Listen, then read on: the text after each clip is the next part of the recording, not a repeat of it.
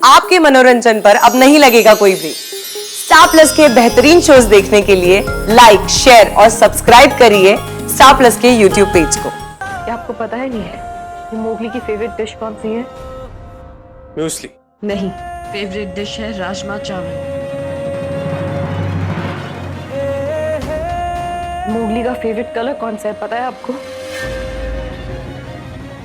जब मोगली को सर्दी जुकाम होती है तो दवा के साथ साथ और कौन सी चीज है जो उसे आराम देती है?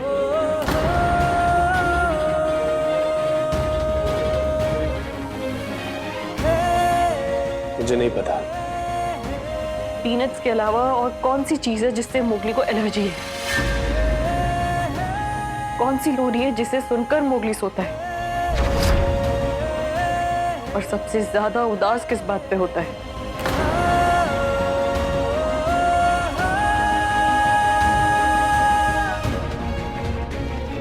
किस चीज से सबसे ज्यादा खुश होता है? और मोगली का सबसे बड़ा डर कौन सा है जानते हैं आप?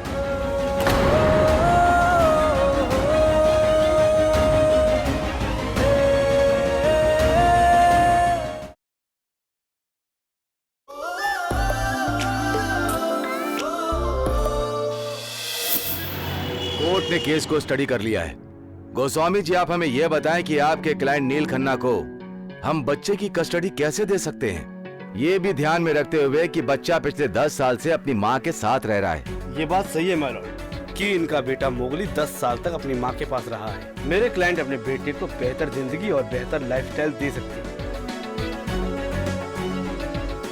योर ऑनर, मैं अपने बेटे से 10 साल से दूर रहा। अब मैं अपने बेटे के साथ वक्त बिताना चाहता हूं सर। और मेरी वाइफ ने मुझसे दूर जाने के बारे में मुझे नहीं बताया था, और ना ही ये बताया था कि मेरा एक बेटा है। अब सर मुझे पूरा हक बनता है कि मैं अपने बेटे की परवरिश करूं अच्छे से।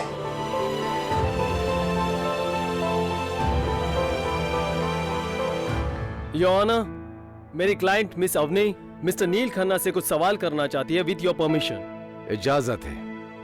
नील की सारी बातें ठीक है। ये मोगली को एक अच्छी लाइफस्टाइल और क्वालिटी एजुकेशन दे सकते हैं। मैं जानती हूँ ये भी मोगली से उतना ही प्यार करते हैं जितना कि मैं करती हूँ, लेकिन फिर भी मेरे कुछ सवाल हैं जिन्हें मैं इनसे पूछना चाहूंगी, और जिनके जवाब जानकर हमें ये पता चल जाएगा कि ये मोगली की केयर कर पाएंगे या नहीं।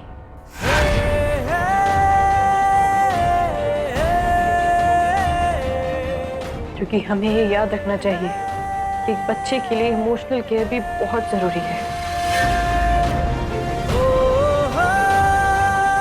क्या आपको पता है नहीं है कि मोगली की फेवरेट डिश कौन सी है? म्यूस्ली। नहीं, फेवरेट डिश है राजमा चावल। मोगली का फेवरेट कलर कौन सा है पता है आपको? जब मोगली को सर्दी जुकाम होती है तो दवा के साथ साथ और कौन सी चीज है जो उसे आराम देती है?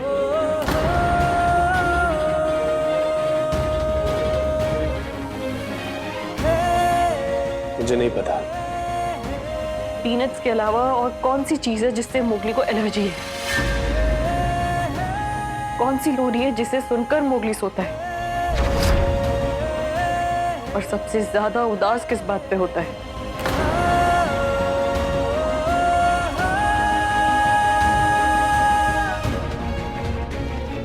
किस चीज से सबसे ज्यादा खुश होता है? और मोगली का सबसे बड़ा डर कौन सा है जानते हैं आप?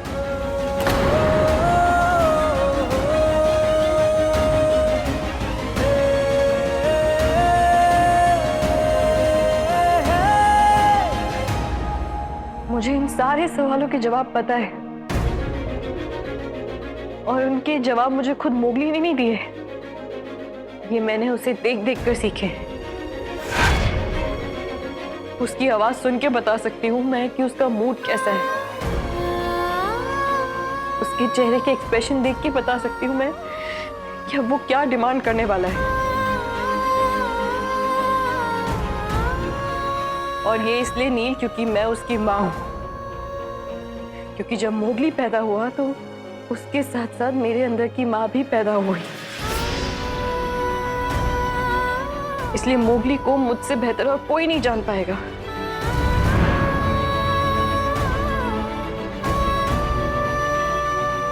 मोगली मेरे जीने की वजह है और मैं भले ही उसे लाइफ के कंफर्ट्स ना दे पाऊं, लेकिन मुझे पूरा यकीन है कि मैं उसे एक अच्छा इंसान बनाऊंगी।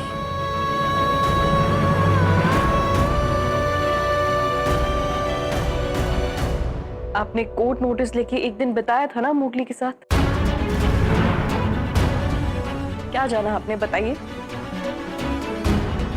मोगली उन नए खिलौनों से खुश था क्या? कस्टडी सिर्फ इस बिना पर नहीं मिलनी चाहिए कि कौन बेहतर सुविधाएं देता है, बल्कि कौन बच्चे को बेहतर समझता है। और मुझे लगता है कि ये जिम्मेदारी मैंने आज तक बखूबी निभाई है।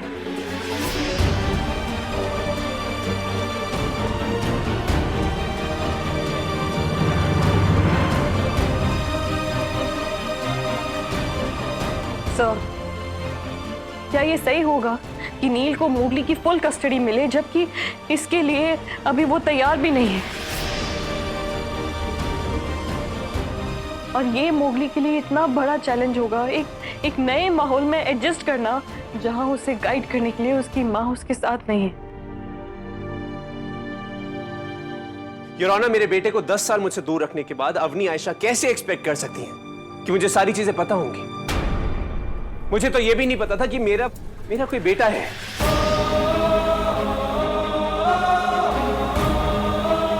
मिस अवनी आयशा के आर्गुमेंट को सीरियसली नहीं लिया जा सकता, my Lord. I object my Lord. Mowgli की जिंदगी का फैसला इसी बेसिस पे लिया जा सकता है कि उसकी जिंदगी के लिए क्या सही है और क्या नहीं। योर ऑनर, एक बच्चे की अच्छी परवरिश में एक अच्छी वैल्यू पार्ट प्ले करती है, जबकि अवनी आयशा ने अपने परिवार को 10 साल तक अपने बच्चे और परिवार से धोखे में रखा।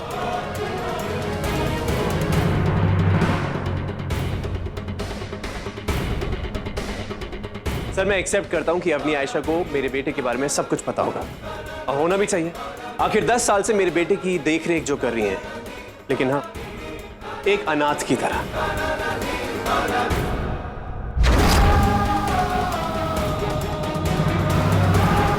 लेकिन अपने ये सारे एक्शंस कैसे जस्टिफाई करेंगे अवनी आयशा? 10 साल तक वो बच्चा ये सोच कर बड़ा हुआ कि उस दुनिया में इसका कोई नहीं है। क्या ये इमोशनल ट्रॉमा नहीं है?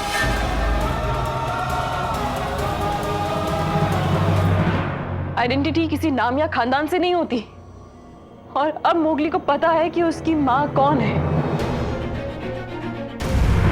और ये बात उससे क्यों छुपाई गई थी, बस यही मैटर करता है। देखो अवनी, तुम चाहे कितना भी आर्ग्यू कर लो, लेकिन तुम जानती हो तुमने जो भी किया वो गलत है, और अब मेरे बच्चे की कस्टडी मैं अपने पास लेकर ही रहूंगा। मैंने कुछ गलत नहीं किया है। नहीं, तुम उसे मुझसे दूर नहीं कर सकती। That's fine. Order order. Court की मर्यादा बनाए रखें। इस केस की अगली सुनवाई अगली तारीख तक मुलतवी की जाती है।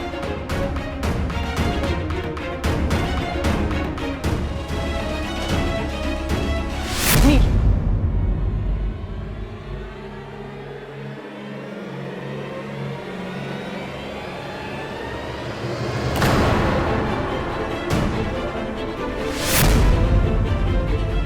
मुझे जो सजा देना चाहो दे सकते हो, मैं चुपचाप बर्दाश्त कर लूंगी, लेकिन प्लीज प्लीज मोगली को मुझसे मत छीनो। नहीं, मोगली खुश नहीं रहेगा मेरे से दूर रह के। तुम उसके फादर हो, तुम उस पे अपना हक जताओ, लेकिन प्लीज उसे मुझसे छीनो मत। नहीं, प्लीज उसे मेरे पास रहने दो।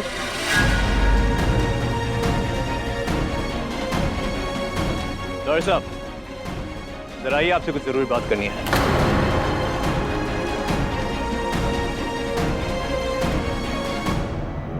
नील, अवनी तेरे कदम अभी से लड़खड़ाने लगे। संभाल अपने आप को, तुझे अभी बहुत लंबी लड़ाई लड़नी है। जिनसे आज लड़ रही हूँ, कल तक वो मेरे अपने थे, जिनके लिए मैं लड़ती आई हूँ। अगर इस लड़ाई में मैं उन्हें अपनी मजबूरी नहीं समझा सकी तो हम तो हार गए। नहीं अवनी,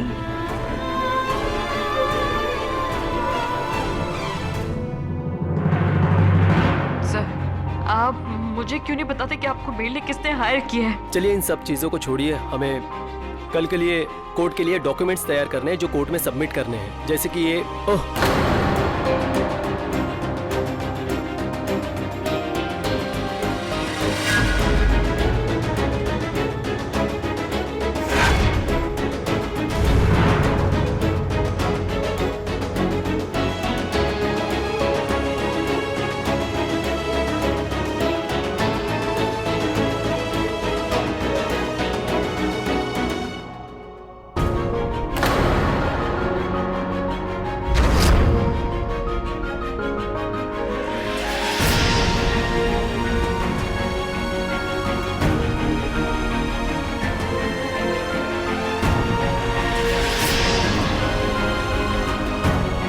पापा,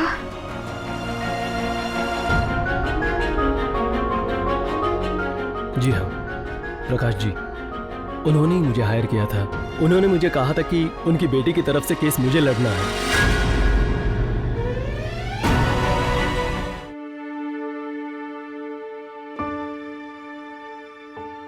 पापा जी, हेलो बेटा, तू ठीक तो है ना?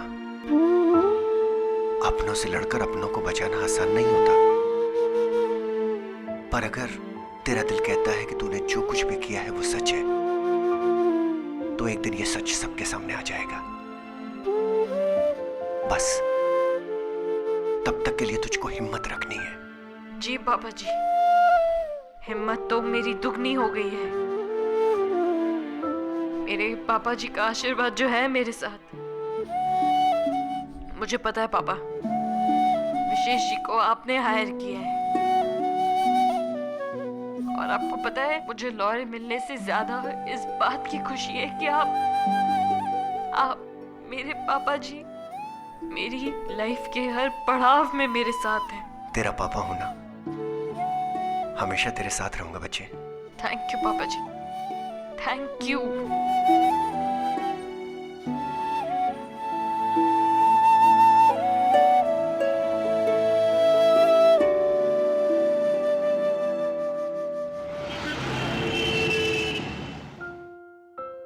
अरे मिताली, तुम यहाँ बेटा?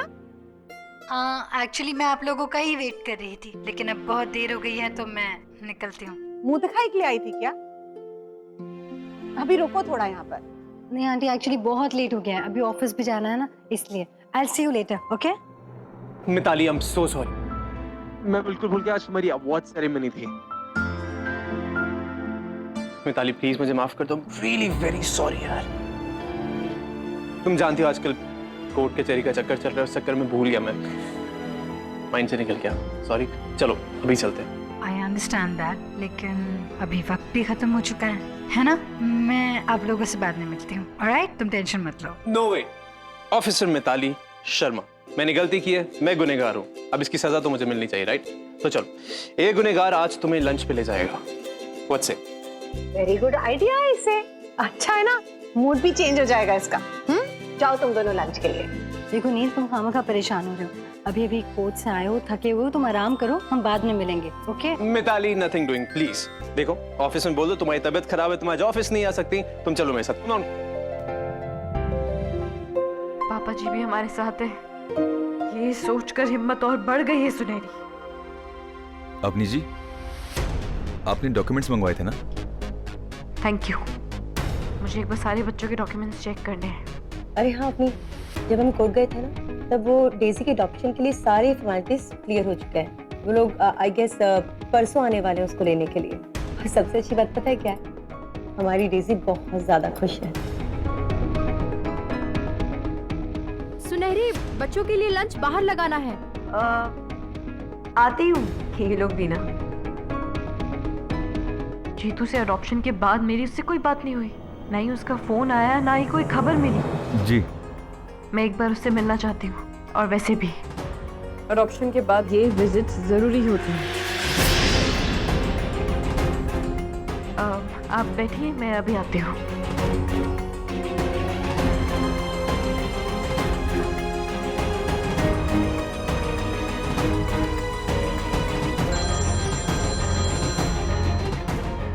हेलो, ये अवनी तो बच्चों के अडॉप्शन में इंटरफेयर कर रही है। नहीं, उसे थोड़ी देर के लिए और उलझाए रखो। मेरे प्लान को सक्सेसफुल होने में अभी थोड़ा वक्त लगेगा। इसको कैसे समझाऊं मैम? कुछ तो आइडिया दीजिए प्लीज। क्या मतलब कैसे? वैसे तो अवनी को ये सारे बच्चे ही प्यारे हैं, लेकिन अपना खून तो अपना ही होता है। कुछ ऐसा करो कि अवनी का सारा ध्यान अपने बच्चे पर चला जाए, फिर होगा एक बड़ा धमाका और अवनी को पता ही नहीं चलेगा कि उसके सर पे कब तलवार लटक गई।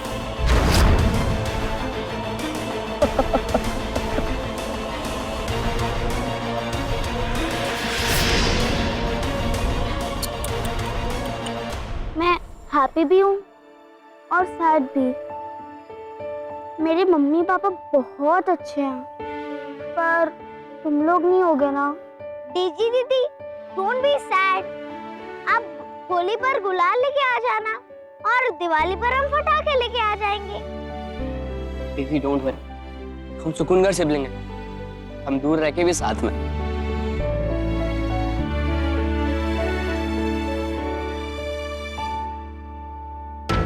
मोगली के सुकून घर की फैमिली के लिए ये केस जीतना बहुत जरूरी है।